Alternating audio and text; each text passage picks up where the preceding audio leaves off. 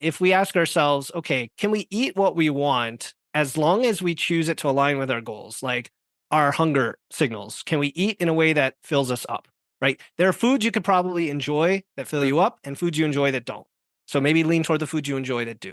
Are there enough indulgences in there to the tune of 20% of your diet at most that will prevent you from going crazy and binging those indulgences because you deprived yourself of them, right? And then are Mm. you choosing foods in a way that is guilt-free? Are you choosing a plan that is guilt-free? Welcome to the Wits and Weights podcast. I'm your host, Philip Pape, and this twice-a-week podcast is dedicated to helping you achieve physical self-mastery by getting stronger, optimizing your nutrition, and upgrading your body composition. We'll uncover science-backed strategies for movement, metabolism, muscle, and mindset with a skeptical eye on the fitness industry so you can look and feel your absolute best. Let's dive right in. Wits and Weights community, welcome to another bonus episode of the Wits and Weights podcast. This conversation is from my appearance on the Healthification podcast hosted by Kate Galli. Now, Kate invited me on her show to discuss becoming the strongest, leanest, healthiest version of yourself without dieting. We dug into the common mistakes smart people make when they're not using their wits to build their best body. I shared insights on the importance of minimum effective dose to achieve health and fitness results, and the surprising factors that can increase or decrease your metabolism to make fat loss easier, again, without restrictive dieting. We also discussed what to do instead of constantly dieting to achieve sustainable results. I provided some strategies for busting through weight loss plateaus and how we can work with our human nature instead of fighting against it, which Kate is definitely a huge fan of that. We also touched on whether low-carb diets may be holding people back from getting lean. Enjoy my conversation with Kate Galli. Philip Pape, welcome to the Healthification podcast. Thanks so much for having me, Kate. Good to see you again.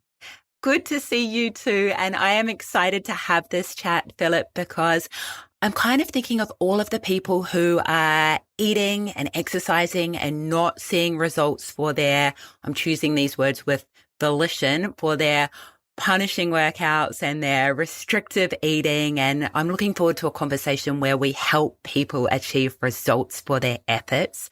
Where I want to start is with your personal transformation to becoming the strongest, leanest, healthiest version of you. I get the impression, like me, you weren't always a gym junkie and used to be that guy who was always trying to get in shape. Can you take us back there? Yeah, you're right. I was not a gym junkie, although I thought I was. I thought I was going to the gym and doing the right things, and I just wasn't. And the reason I use those words, strongest, leanest, healthiest, you notice I don't mention like the lightest or that I've lost the most weight or anything like that, because for most of my 20s and 30s, that's what I chased. I was that guy kind of unhappy with my physique, getting the shapely dad bod as I got closer to the 30s and then the 40s, and trying all the things, trying all the diets, trying CrossFit, not doing it consistently. And even when it was always fighting against, like you said, fighting against your nature, your values, your preferences, whatever you want to call it. It didn't feel right. And so I didn't stick with it. And even when I did, it wasn't getting me the results. So it was kind of defeating. And also it reinforced some of the insecurities you have about yourself, like genetics. Genetics are, you give them more import than they should have. And you think, well, look at the rest of my family. I'm just going to end up like that. I'm going to end up with diabetes, or I'm going to end up out of shape for the rest of my life. So that's kind of the guy who I was back then, if we wanted to start there. Amazing. And so what changed then? Was it just a huge build up of frustration at not getting results, or did you find a really good mentor? What was the tipping point for you? Frustration is one half of the equation, and then massive curiosity and persistence is the other half. So I think it took me reading, watching, talking to mentors, having coaches, videos, all of this, just constantly learning. I think education, curiosity, and learning is kind of the backbone for any personal growth before you finally find the thing that works for you. And it was around 2019, 2020 that a few things came into place. The first was my strength and conditioning coach, who had the CrossFit gym that I attended for all those years. He had evolved away from the boot camp style training more toward just strength training, progressive overload, building muscle. just getting in the gym, putting in the reps over time to progress. And so I started to apply that mode of training in around 2020. But I also found the nutrition side of things.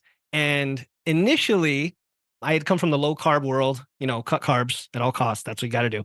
And this time I said, let me just be open-minded, and I'm going to start eating and drinking a lot, like intentionally gaining weight for the first time ever. So I drank whole milk. I mean, I ate and drank everything under the sun, which also isn't the best approach, but hear me out, because it gave me the energy and calories I needed to build that muscle.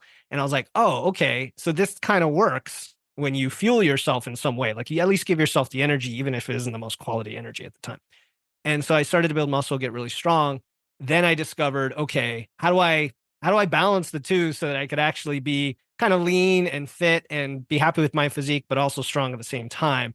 And that's where the flexible dieting and nutrition came in. I think I discovered that through the Muscle and Strength Pyramids by Dr. Eric Helms and Andy Morgan, and then led down that rabbit hole with like podcasts, Dr. Eric Trexler, Alan Aragon, Bill Campbell. There's all these names who their approach is, instead of cutting foods out, why don't we set targets that align with us and our goals and eat whatever we want for those targets? And I'm like, wow, that actually makes a lot of sense. So I could eat carbs, or I could eat ice cream or whatever, but I'm not doing it excessively without restraint. I'm doing it within this context of who I am and what I want to achieve. So yeah, that was 2020, 21.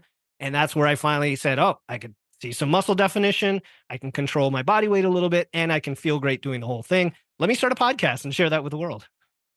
Amazing. So you and I both come from the low carb approach, and it wasn't particularly fun, sustainable, or even effective for either of us. I do want to speak to low carb later in this conversation. Okay. However, perfect timing. You mentioned your podcast and brand, Wits and Weights, which I was happy enough to guest on very recently on the podcast.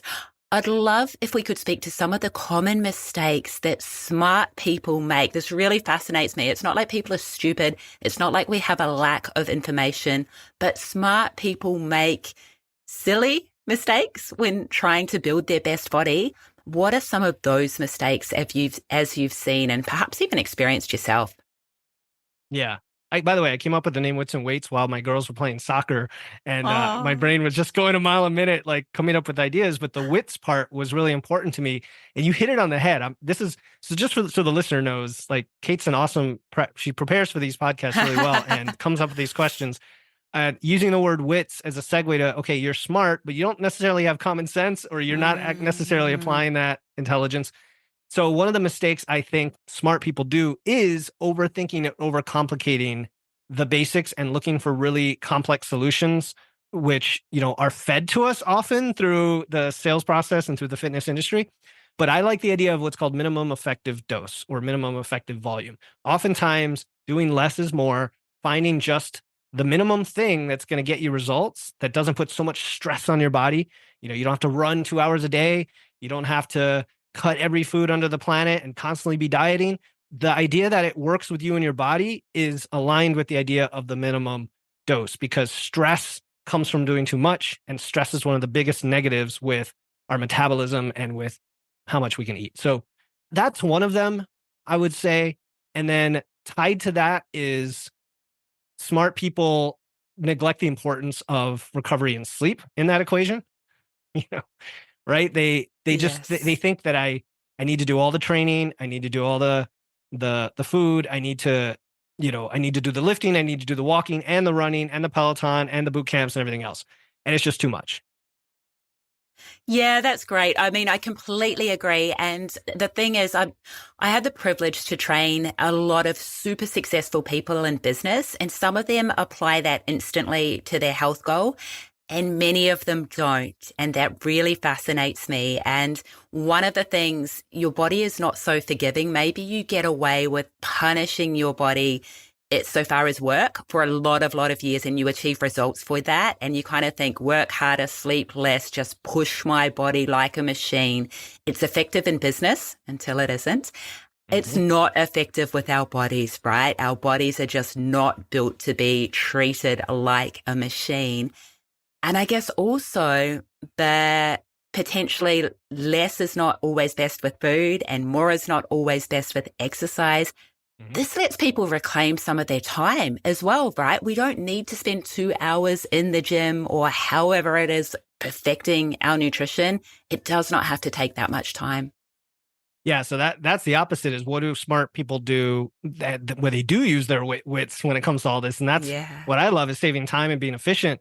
It comes from laziness. I like to joke, but even though people are like, no, you work your butt off, like you're not lazy. But when I apply myself, I want it to be in the most efficient way possible. I don't want to waste time doing it. Sometimes that takes a little bit of hard work up front, right? Like you've got to take the time building muscle if you want to then eat more food the rest of your life with that extra muscle. Or you've got to take time, figuring out what does work for you by, say, measuring what you eat or measuring your biofeedback or tracking your lifts or whatever, and learn about yourself. Take that time and put that sweat into it. But then coming out the back end, the rest of your life is so much easier. So we rely too much on willpower sometimes and not enough on just trying to be smart and efficient about it.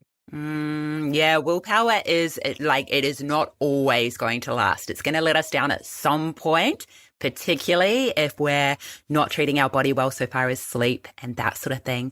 You talked muscle. That leads us perfectly into where I want to go next. The surprising factors that increase and decrease your metabolism that make fat loss easier without dieting. Whoa, Freudian slip there. Philip, some people think they just have a super low metabolism and that is not within their ability to change. It's genetic. What would you say to those people? I would say absolutely not. So here's an interesting fun fact. Everybody's metabolism, if you have the same amount of muscle, is roughly the same across the entire human population. And this is why we have formulas that are somewhat accurate in the ballpark for your height, your gender, your weight, and everything else. Having said that, you can massively hurt your metabolism by some of the things you do. And conversely, if you know what holds you back in your metabolism, you can undo those things to help you out. So most people, and I'm sure a lot of your listeners as well, a lot of women especially, are chronically dieting and they're chronically in this low energy state and they're hurting themselves. And it's not a matter of fixing or recovering your metabolism. It's just not doing things that your body doesn't like, that puts it into a defense mode and a survival mode that tells your cells, hey, hunker down and stop using all that energy. Be very efficient. So what's the opposite of that? All right, we've got the long game and we've got the short game. The long game is muscle. We've alluded to it already. When you build muscle, muscle is more what they call metabolically active than adipose tissue, than fat tissue. So it burns more calories. Now, that's not a surprise to a lot of people. Muscle burns up to 9 or 10 calories per pound. So let's say you're a female and you gain 15 pounds of muscle over several years, you might burn 150 calories a day just from having muscle, which is not nothing, right? 150 calories of extra food you can eat to maintain your weight. What's surprising though, is that by building more muscle, you can walk around at a higher scale weight and still be leaner. And therefore you're burning even more calories from extra fat and muscle. That's a surprise, Kate, right? People are like, okay, so I have an extra 15 pounds of muscle. I can actually carry another 5 or 10 pounds of fat, be leaner with how I look, be stronger and tighter and fitter, and eat more food. Wonderful. Wonderful place to be. Okay. So that's one. The second thing is how valuable low grade activity is in our lives. We talked about doing less, or less is more with activity. A lot of the clients that I have that come to me, especially women, are just doing a lot, right? They're working out every single day. And if we sometimes strip that down to, say, lifting weights 3 days a week for an hour, and then just walk the rest of the week, all of a sudden your body gets in this relaxed state. You're giving it that acute stressor in the gym, which it loves because your body loves to use and develop the muscles. And then the rest of the week, you're just recovering. You're not impacting your joints. You're not overstressing your body. And that increases your NEAT, right? Your non-exercise activity thermogenesis, which is probably the biggest factor in changing how much your metabolism can burn. They did a study between desk jobs, shop clerks who stood up and walked around, and manual laborers. And they found that there was a 2,000 calorie difference per day just from the difference in their activity, not counting exercise or anything else. So from going from sedentary to a shop clerk who stands up and fidgets, it was like an 800 calorie increase. And going from them to a manual labor was another 1,200 calories. It was massive. So just increasing your step count by moving more every day is going to be a huge factor that increases your metabolism. I could go on, Kate. Those are just a couple that come to mind. I know you could. They're fabulous. And listeners, you can look at it out in the wild. If you look at that person who is quite overweight and what they're doing when they're doing nothing, take everyone's exercise regime and even their incidental walking out of it. If someone's just sitting at the table and someone's very overweight, they're pretty still. They're just sitting there. That person who looks, inverted commas, naturally lean, who has that type of a body type, ectomorph, whatever it may be, as you said, you use the word fidgeting. They're moving all the time. They're just, their body's constantly going, whether they're really going or not. And that might sound a little bit like luck. However, same as most things in relation to health and fitness, you can manufacture or practice that kind of more fidgety type activity if that's more the body type that you want to work towards. So again, as you mentioned, absolutely within our control. I want to, I guess, dig in a little bit more with the constantly dieting aspect of the conversation and why constantly dieting is getting many of us nowhere. Okay. Yes. All right. So constantly dieting. I mean, the main issue there is you're probably miserable, right? Like if you're constantly dieting, you're probably miserable and depriving yourself all the time. I had a conversation recently with, it wasn't with you, it was with somebody else on the podcast. She talked about the difference between restriction and deprivation. And a lot of times I use the word restriction when I really mean deprivation, right? Where we deprive ourselves of the foods we love. And we think of dieting as this on-off switch that has to be turned on occasionally because we're unhappy with our body. We're unhappy with our scale weight. And we're like, all right, I'm just going to turn this thing on, this artificial thing where I cut things out that I love. I do it. I go into misery mode. I tell all my friends no. I don't go to the party. I don't go out to eat, right? You know what I'm saying? Yeah, pain. Yeah. Yes, pain. And that is quote unquote dieting in a lot of people's minds. But instead, if we ask ourselves, okay, can we eat what we want as long as we choose it to align with our goals, like our hunger signals? Can we eat in a way that fills us up, right? There are foods you could probably enjoy that fill you up and foods you enjoy that don't. So maybe lean toward the foods you enjoy that do. Are there enough indulgences in there to the tune of 20% of your diet at most that will prevent you from going crazy and binging those indulgences because you deprived yourself of them, right? And then are you choosing foods in a way that is guilt-free? Are you choosing a plan that is guilt-free? So I know I'm speaking in generalities, but the way I like to do this is come up with a plan for what's important to me. If lifting weights is important, if building muscle is important, if energy is important and recovery is important, and I'm measuring those things about myself, I can then eat things and see how I respond, right? If I add some carbs in before my workout and all of a sudden I get more reps and I feel great after the workout and I didn't last week when I didn't have carbs, maybe carbs is for me and aligned with my goals and now I can eat them. When people talk about dieting to lose weight, I think this goes back to your earlier question about metabolism. If we can address all of those things and have a higher, healthier metabolism, then the quote unquote dieting, if we need to lose some body mass, just becomes a lot easier and we're not restricting foods. We're just kind of tracking calories a little bit and making sure that we're on the right path there. So that's what comes to mind. And one more thing, Kate, is the idea of periodizing our nutrition. So we shouldn't be dieting all the time, but it's okay to have concentrated periods where you go after a goal, even if it's somewhat aggressive, whether that's fat loss, building muscle, or maintenance. And I generally like to sit at maintenance or muscle building about 9 months out of the year or 10 months out of the year and diet no more than 1 or 2 months out of the year. And to me, that's a far cry from what most people think of when they're dieting all the time. And as I know you've said, I've heard you say, you align that the dieting period with, well, you don't align that with holiday time, right? More so you align your maintenance period or even your bulking, gaining period with when you're wanting to go on holiday and enjoy all the foods. And again, it's about fun and sustainable and living that lifestyle that you're just going to be able to continue for the rest of your life. Yeah, for sure. And you can get creative. Here's the thing. People, you probably get the best topics for your podcast from the questions people have when they're panicking, right? They reach out, they're like, hey, what do I do if XYZ, right? And so just somebody today said like, I've been in a deficit, I've been losing some fat, but help, I am going on this trip this weekend. I'm like, okay, then just don't be dieting when you go on the trip. It's actually a very simple solution. Take refeeds, take breaks. Like nothing has to be a straight line. You don't always have to be doing this or that.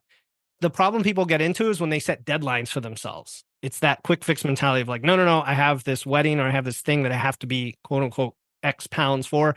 That can be, I think, destructive. And so if you have something like that, I would say, look, be realistic and make it work without crash course dieting, but then set yourself up for a longer term, more sustainable approach where you're kind of cycling through at a moderate level through these different phases. And it always feels pretty good. Let's speak to the individual who has been achieving some results and then perhaps they've hit a weight loss plateau. What are some of the actions that you would recommend from both a nutrition and also an exercise point of view to bust through that weight loss plateau? Plateaus is like the buzzword, right? These days, like I use it all the time myself. So first of all, do you even know you're in a plateau? Because I've done live trainings on this topic a lot. And one of the first things I ask is, do you even know you're in a plateau? Do you know you're in a plateau? Because a lot of women, men, whatever, they're like, well, help, I can't lose weight. First question is, are you tracking? And do you know exactly that you're in the deficit that you think you're in? Assuming you're tracking. Okay. If you're not tracking, then it's kind of hard to tell. Once you are, then and we're making sure it's accurate. So like if you're tracking your food, are you actually tracking all your food? Are you tracking your weekends? All of those little things. Assuming that is in place, the reasons for a weight loss plateau are usually pretty simple. The first big reason is our body adapts as we lose weight. We can't get around that. It's called metabolic adaptation. You know it. I know it. A lot of people think it can be solved or fixed or reversed. No, can't happen. Metabolic adaptation is a fact. You can't avoid it. Okay, so let's just run with that. I can show you every time I've lost weight, like the last 5 times, my metabolism will decline. It's just what happens. So that's the first thing. And so when you know that happens, if you're tracking your food and your weight over time, you know that the deficit to remain what it is, you're going to have to eat less. Now, again, we're not talking about cutting to extreme levels. We're saying you started at moderate and now you're slightly more than moderate, or you started at slightly more and now you're slightly more aggressive. And that's why we keep the duration short, anywhere from say 8 to 16 weeks on the top end. So yeah, when you hit a plateau, that's one reason. Another reason, Kate, that I find with newer lifters and like women who've just started training hard for the first time is they're actually building muscle and losing fat at the same time. Yeah. Right. Yeah. So the scale plateaus. Looking better, but the scale might not be going down like it was. Yeah. Yeah. And I should have started with that because it's almost always the reason initially. And so that's where you have body circumference measurements, your clothes, how they fit, and then how you look. And if your waist size has gone down an inch or two, but your scale weight hasn't, well, that's great. You just lost fat and built muscle. And I love that. So tracking your circumference measurements. Other than that, I mean, all the reasons we talked about before of the movement, the way you train, as well as sleep and stress have a massive impact on your metabolism, right? We didn't cover that, but if you're losing weight, you're in a stress mode. If you compound that with lack of sleep and chronic stress, it's just going to cause your metabolism to adapt even further and your hormones kind of go crazy. So we need to keep all of these habits at a healthy level during fat loss. We need to stay moving, keep that step count up, keep the protein nice and high, definitely keep the protein high, and just keep training and let the volume and recovery dictate whether the training is right for you. Like some people think you have to go into fat burning mode, exercise. No, keep training the way you were, but see if the volume works with you or not when you're in fat loss. Like if you start to feel beat up and not recovered, you might need to dial it back. And I think another important thing is diminishing returns, right? If you start a program and you have a lot of weight to lose, the numbers that you're going to see in those first few weeks and months are going to be super motivating. The closer you get to your goal healthy weight, you're going to be like super lucky to lose half a kilo, half a pound even a week. And that is still an amazing number. You're going to compare that to the 2 kilos in the first, when you first started and get a little bit disappointed. And you just shouldn't be disappointed in that. Yeah, there's a couple of things come to mind when you say that. First is you're going to lose a lot of water weight initially too, right? So inevitably your carbs are going to come down because the protein stays high and the calories come down. So you're going to lose a lot of glycogen. Every gram of carbs holds like 3 to 4 grams of fluid. So it's quite a bit. then it plateaus, sometimes plateaus for that reason. Then it continues. And then, like you said, it gets harder and harder because you would have to eat less and less to stay there. So either you're eating the same amount and the rate of loss starts to slow down, or you're tracking enough where you know you need to reduce the calories a bit to kind of keep up with it to a point. But if I have a female client who's already down in the, I don't know, 13 or 1400 calorie range, like that's getting close to the bottom I want her to be, because like 1200 gets pretty low. And in that case, I say, look, we just have to set realistic expectations here. It might take longer than we thought, given the rate of loss right now. And maybe we take a diet break for a while and just feel great and get recovered and then go back and finish it off, or accept that it'll take a little bit longer. Which is why, Kate, I like to pad the numbers at the beginning. I like to say that if we think it's going to take 8 weeks, let's plan for 12. And then if it takes 10, it'll feel like a win, you know? Yeah, 100%. Under promise, over deliver. How about in the gym? I know you mentioned we need to work according with how our body feels. However, for the individual who's just cruising around doing their 12 to 15 easy reps that, you know, they could probably do another 20 more in their circuit style training, whatever it may be. What are some of the ways you would suggest for an individual to progress their training? Yeah, that comment was more about recovery during fat loss, which I guess I kind of jumped the gun because we hadn't talked about training yet. I like principles over methods when it comes to training. So if you're listening to this, you know there's a million programs out there. There's YouTube influencer programs. There's, solid like training programs you could buy. You might have a personal trainer, whatever. What matters is the principle of training hard. Okay, and training hard, what does that mean? It means training close to failure, probably around 1 to 3 reps shy of failure. So let's say you're doing a back squat and your programming is for 8 to 12 reps, and you get to 10 and you get to 11 and you get to 12 and you're like, okay, can I keep going? If you think you can keep going, keep going. And at some point it's going to start to feel pretty heavy. Most people don't know where that 1 to 3 reps to shy of failure is. So when you're a beginner, I suggest not using rep ranges, using just fixed number of reps and progressing in weight. That's all I suggest. I like it because it tricks your mind into, not tricks your mind, but you can't get away from the idea that you're going to hit that limit some point. With rep ranges, you can kind of cheat, right? When you're a beginner, you can kind of cheat. So if you did like 3 sets of 5, and then on Wednesday you come in and you do 3 sets of 5 with 5 more pounds, and Friday you come in 3 sets of 5 with 5 more pounds, eventually it's going to start hitting that limit where you're like, oh, this is hard. And then you'll feel where that is. And once you gain a little bit of experience, then you can start using rep ranges and know if you're like 1 to 3 reps shy of failure. So the getting close to failure is the training hard part. The progressing part is just what I said, going up in something, going up in reps or weight over time. So when you do, even if it's a leg extension machine and you did 9 reps at 50 pounds last time, now if you kept it at 50 pounds, try to get 10 or try to get 11. That demonstrates that you are getting stronger and growing muscle. This won't necessarily happen during fat loss though. That's why we want to be eating food as well. So it's kind of like taking time to build muscle while eating food and then cutting it off to reveal some fat. That's where the periodization comes in. And the training should be so hard that you are focusing on nothing but the workout that you are doing, right? Or at least the set and the reps that you are doing right now. I think focus is one of the most important, I guess, aspects of training. You just need to there's no fluffing around in the gym during an intense, hard workout. Yeah, I think when you were on my show, we talked about self-care. I don't know if I brought up the working out as mindfulness on that show, but no, okay. Yeah. I agree. Okay, yeah. Like, I like habit stacking, right? So like walking meditation, for example. I'm walking and I'm meditating. But when you lift weights, if you can cut out the music and cut out the noise, if you have to put in earplugs or whatever, and totally focus on the lift and your breathing, that's a form of mindfulness, but it will also help you with your form and it'll help you avoid injury and develop that skill. We have to be passionate and really love this process. Like if you tell me you don't like working out, I think we want to find a way that does work for you. That's when we talk about aligning with your goals and values. And part of that is like getting better at this thing. So if you're talking about a squat again, I don't know why I keep bringing that up, but I love squats. Talk about a back squat. You get under the bar or dumbbells or whatever you're using. Don't close your eyes. You definitely want to be looking, but you brace. And when you brace and take that breath, that kind of creates this like pressure wall around your head where you can almost like hear your own thoughts in your own like ocean inside your head, right? And you brace and you do the form, slowly. And by slowly, I mean like 1 second down and 1 second up. It's not that slow on video, but it kind of is a mental thing.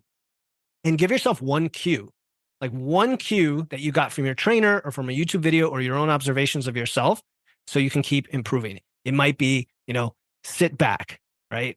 It might be, tight back, whatever it is, just one cue, and that'll help you focus and create the mindfulness you talked about that avoids distractions.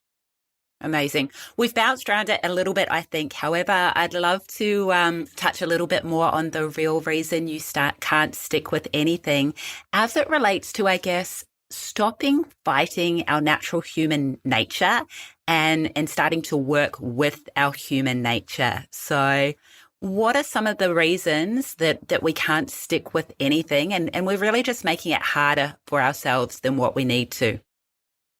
I was thinking about this, beforehand, because a couple things come to mind, and it really all comes down to psychology, right? I think a lot of this is a mind game It is. of unrealistic expectations and also putting on ourselves others' expectations. So that could be a diet or a form of exercise, or somebody says you have to do it this way.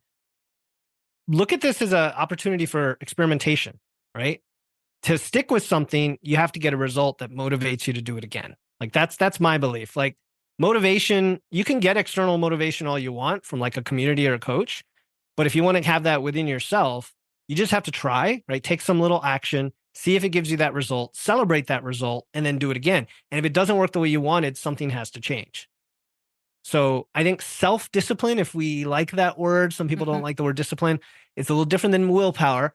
Self-discipline comes from doing something a little bit outside our comfort zone or expanding our comfort zone a little bit. It actually works. We see that it works. We get a smile on our face and we want to do it again. So that's what I think of as like sustainable habits, these small incremental changes, celebrating the wins. That's how we stick with something and not fighting like you said, fighting your nature. As soon as someone says, I don't like to do X, that sounds like that's fighting their nature. We need to understand why. Like, why don't you? Is it you're going to the gym and you're intimidated by the culture there? Maybe we want a home gym. Is it because you're scared of the barbell? Maybe we need to work on form and having a coach. Like little things like that. Is it, someone said you should eat carbs because it helps with muscle, but now you're afraid you're going to get fat? All right, that's a valid concern. Let's explore that, right? Until you get to the point of, I'm doing this for me, for this reason, it gets me this result, and I'm able to measure that result and iterate on it over time.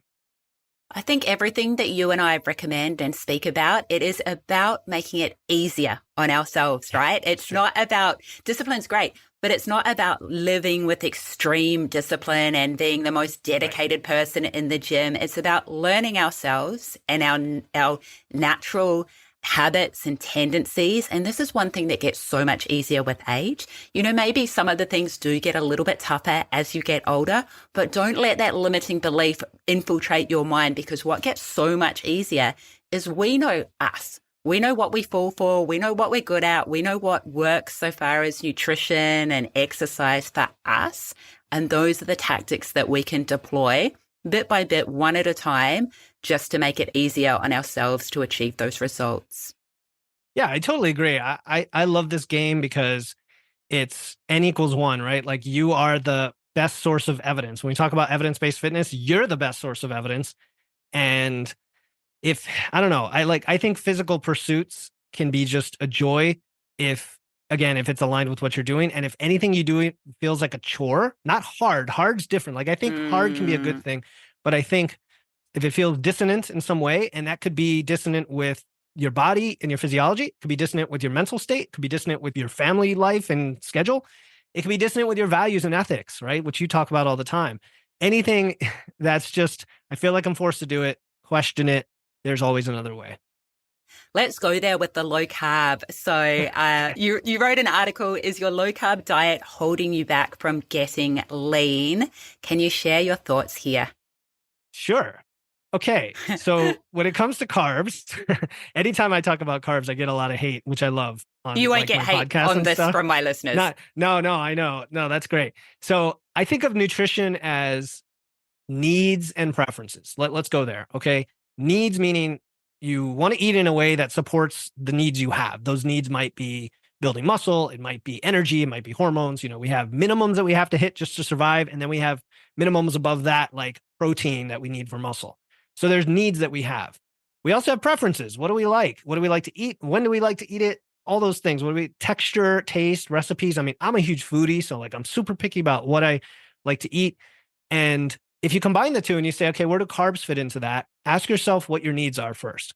Well, I want to build muscle. Okay, I'm telling you that the evidence shows that having more carbs while building muscle is going to build up to 5 times as much lean tissue for the weight that you gain versus having low carbs. We've seen this time and again in studies of bodybuilders. And that's because carbs provide energy. They help you perform in the gym. They refill your glycogen. They're protein sparing. So they're anti-catabolic. They prevent the breakdown of muscle tissue. There's so many reasons. And that's the need side of it. However, some people can get away with lower carbs and still build muscle. So then the preferences side comes in. Do you like pasta and beans and rice and fruit and whatever else you're depriving yourself of right now? Then guess what? You can go eat those things. Like you can eat those things. And if you combine the two, it's a great world. So the answer is yes, most likely low carbs for most people are going to prevent you building as much muscle as you can, but doesn't make it impossible, especially if it's aligned with your preferences. I love that answer. Obviously, not biased at all. We've covered a lot today. Is there anything that we haven't yet touched on that you would like to touch on? Oh, I don't know, Kate. There's so much. I love to talk. So that's why I have a podcast. There's nothing I can think of specifically. You asked such great questions today, and we covered a lot. You have a podcast, and it is such an actionable and positive and supportive podcast. I love your energy. We come from slightly different spectrums so far as our perfect eating approach. However, the vast majority of things we agree on, and that is something I love and respect. Can you share with the listeners a little bit more about your podcast and your business and where to find you online if they're loving your energy too? Sure, absolutely. I think that's why we were attracted to each other here for our shows. My podcast is called Wits and Weights, and really it's all training, nutrition, mindset. It's all the things. And you're going to find I get a little bit punchy these days with some of my episodes because I'm very passionate about things that people either get wrong or just there's nonsense in the fitness industry. So it's for skeptics of the fitness industry who are tired of all that misinformation and just want a little bit more objective, kind of open-minded approach. And I bring on guests who more or less align with that, like you do, who we might not be 100% in agreement, but I'm not going to have someone on who's just like a whack job or a quack. So, people who know what they're talking about and appeal to very specific aspects of living a great life. So that's my podcast, Wits and Weights. And then just I'm a coach, I'm a nutrition coach. So actually, as we're recording this, I launched a new group coaching program called Wits and Weights Physique University. And it's all about education and community support to get the physique that you want. So yeah. So Wits and Weights podcast. And I would say go to witsandweights.com for everything else. Perfect. Absolutely. And at Wits and Weights across the socials. I knew this would be a high energy, a fun and an actionable conversation for our listeners. And I've super enjoyed it. Thank you so much, Philip. This was an absolute pleasure. I agree. Thanks so much. It was a lot of fun. Thanks, Kate. Thank you for tuning in to another episode of Wits and Weights. If you found value in today's episode and know someone else who's looking to level up their wits or weights, please take a moment to share this episode with them. And make sure to hit the follow button in your podcast platform right now to catch the next episode. Until then, stay strong.